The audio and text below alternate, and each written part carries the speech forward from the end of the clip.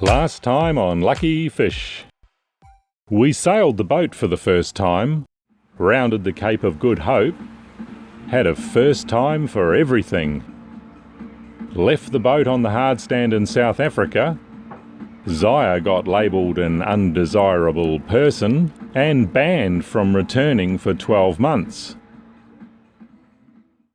We arrived back in Mongolia and began preparation for the Atlantic crossing.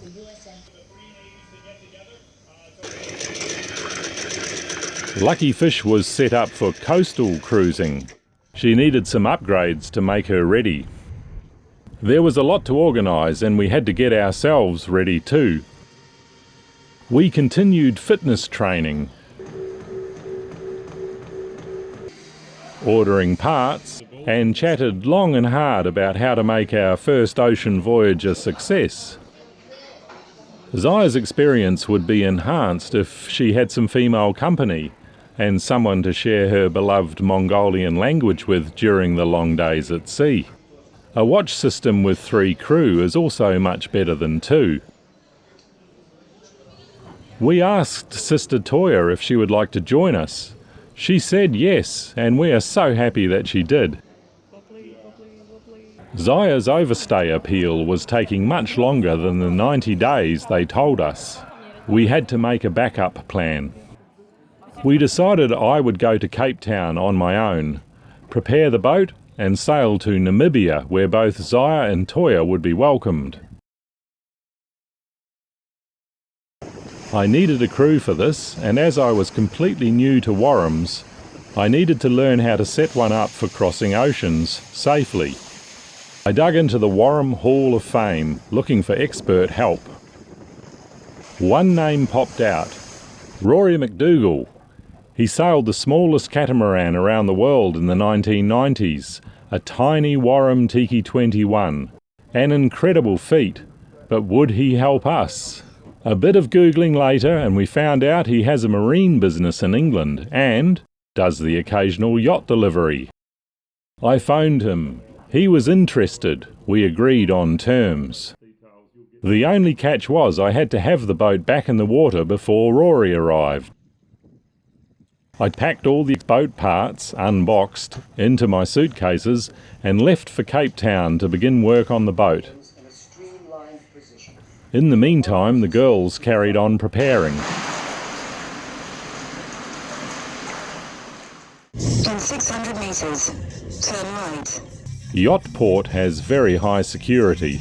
Hello. I'm going down to my boat. It's at Yachtport. Your boat? Yes, at Yachtport. Thank you very much. Hello, you remember me? You remember? You was here on I went out late one night. I'm living on boat down there, a sailing boat. And I think you wanted some cigarettes or something, Coca-Cola. Do you remember? I was going out too long ago. I remember you. Okay, yeah. So I'll be coming in and out quite a bit over the next month, okay? So Okay. I'm going to be bothering you. Okay. Can you open the boot for me? Yeah, I can, no problem. I got to turn off though.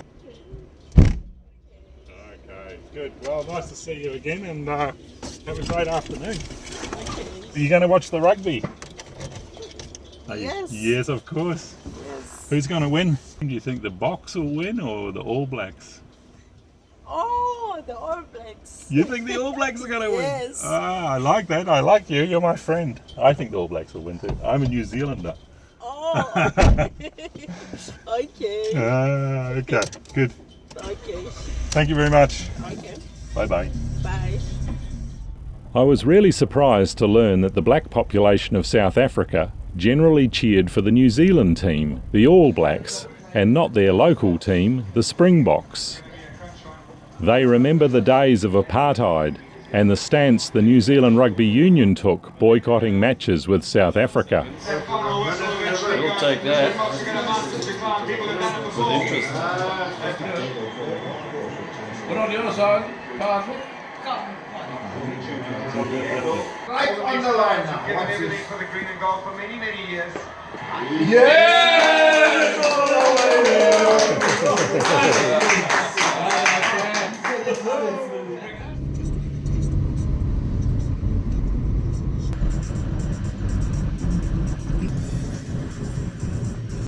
Hello. I'm just going down to my boat. Yeah, I have a sailing boat here, Luckyfish. Thank you very much.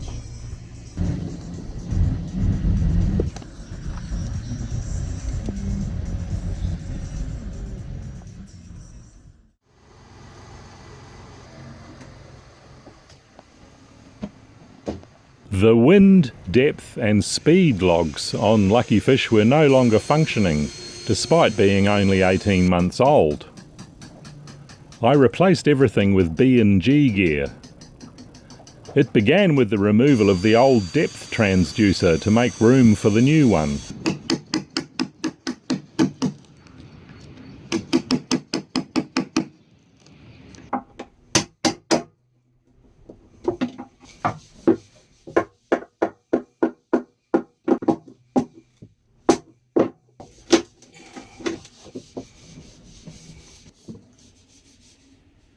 The blister on the outside of the hull needed thinning down a bit.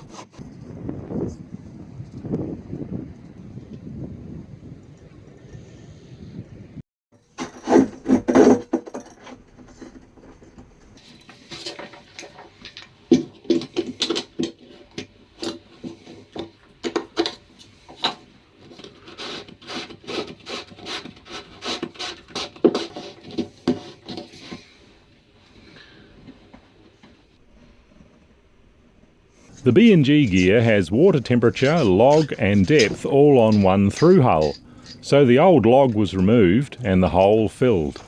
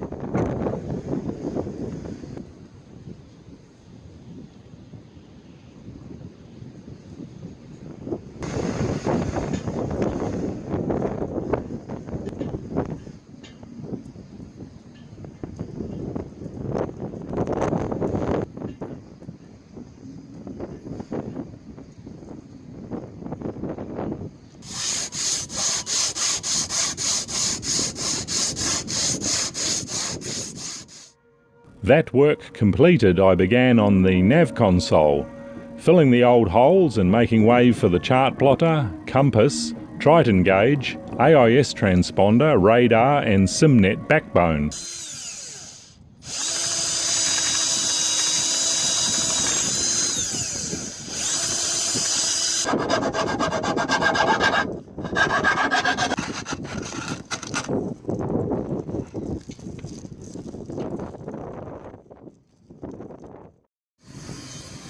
The copper coat had already been delivered and work was well underway grinding off the hull coatings back to epoxy. To recoat a hull with epoxy, it is important to remove any single pack paint first. There were patches of Primacon under the old antifoul and these needed to be ground off.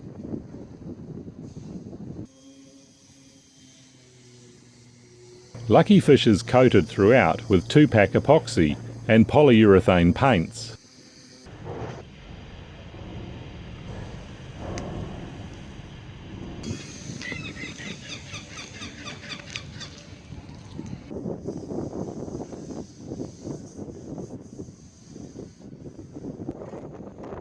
The keel, rudders and trim tabs got an extra dose of epoxy resin before the rest of the paint system was applied.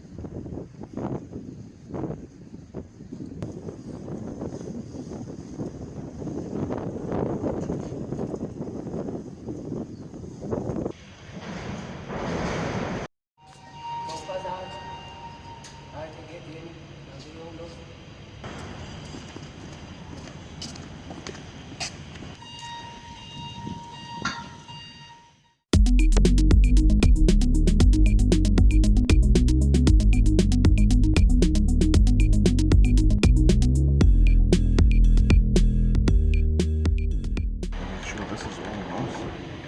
I chose Coppercoat because it is more cost effective and is much better for the environment.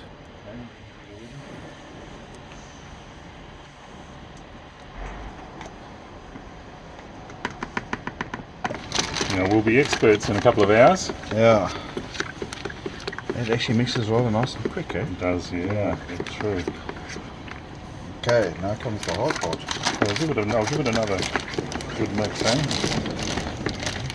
That's the trick with epoxy, isn't it? It's all in the mix, yeah. It looks pretty mixed. Yeah, it does. It looks very homogenized. They don't give you any idea how long it needs to. No, it doesn't. They just said, when I read the thing, they're nicely homogenized, you know, so... Okay, away you were going, yeah.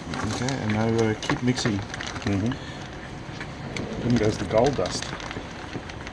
Yeah. A kilo or 2 pounds of ultrafine copper powder is added to every litre or quart of resin. The epoxy resin is water-based. Once the powder is added, the coating is rolled on as a thin coat. Before it sets, a second coat is applied, and so on in one continuous process until 4 coats are completed. It is then allowed to cure. It's not going to cover it all in one go, Nico. So next please, it's not going to cover all in one go. Okay. So you must, it's going to be 4 layers. That's how it gets covered. A certain amount of time. Yeah, so really roll it on. Move it.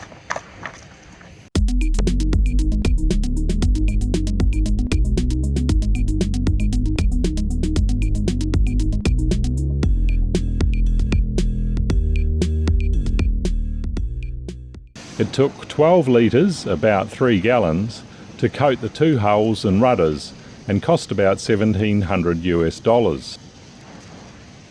The Coppercoat had already paid for itself and should be good for another 10.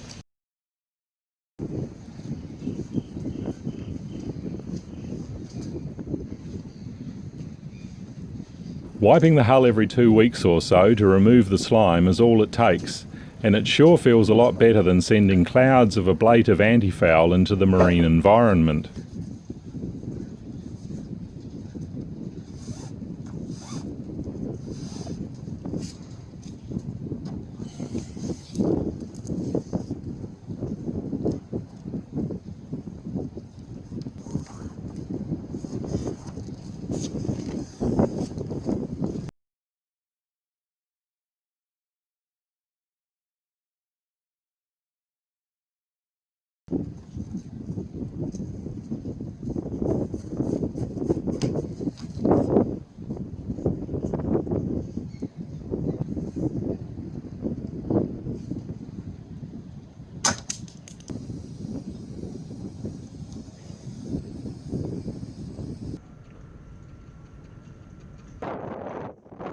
We then reblocked the boat to coat the areas we couldn't get to.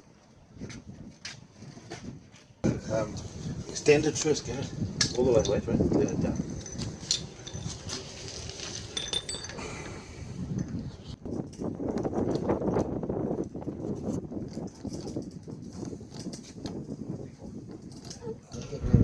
Dit klinkt een keer op papier, maar niet bij je niet.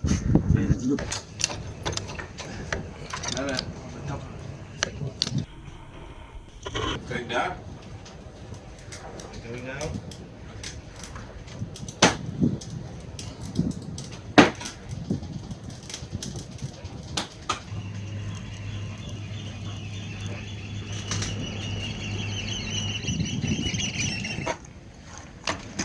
And then we put a thin shim. Is it moving, guys? Yeah, it's moving, yeah. Right, yeah.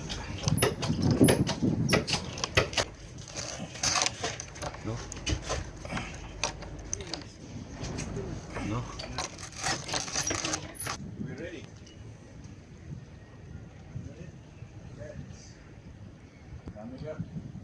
About 4 days before launching, the Coppercoat requires a sand with 400 wet and dry sandpaper.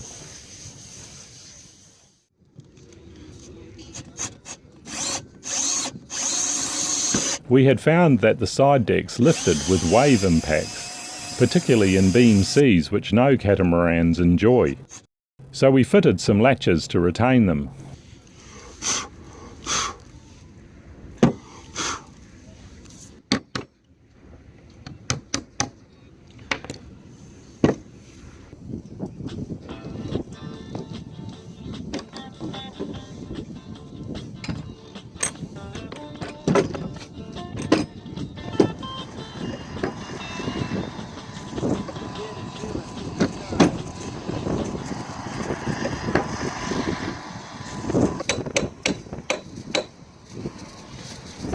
I wanted to flip the centre deck so the front side of the pod could be used for storage without blocking the deck hatch.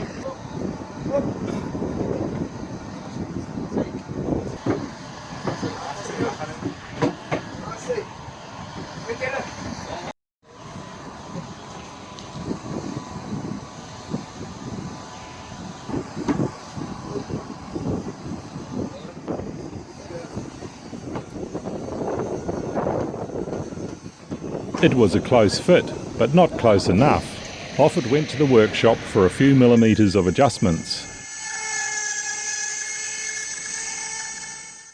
4 days before Rory gets here. With just a few days to go before Rory arrived, the boat looked a long way from being ready to set sail for Namibia.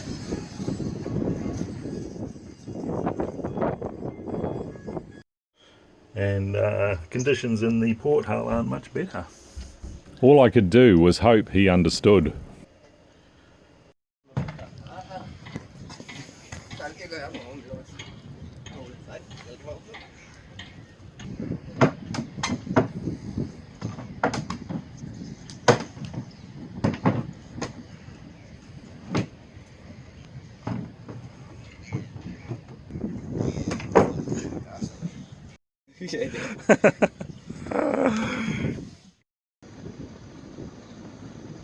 Next time on Lucky Fish, we install a water maker, commission a factory to make a custom road for our drogue, tour one of the largest sail lofts in the world. Rory arrives and, well, you will have to subscribe and watch to find out. If you'd like to see more regular uploads from us, help us replace camera gear, pay for video uploads, then you can become a patron, or you can make a one-time donation to Lucky Fish through PayPal. Your generosity is very much appreciated, and you'll find links to those in the description below. Thanks everyone, and cheers!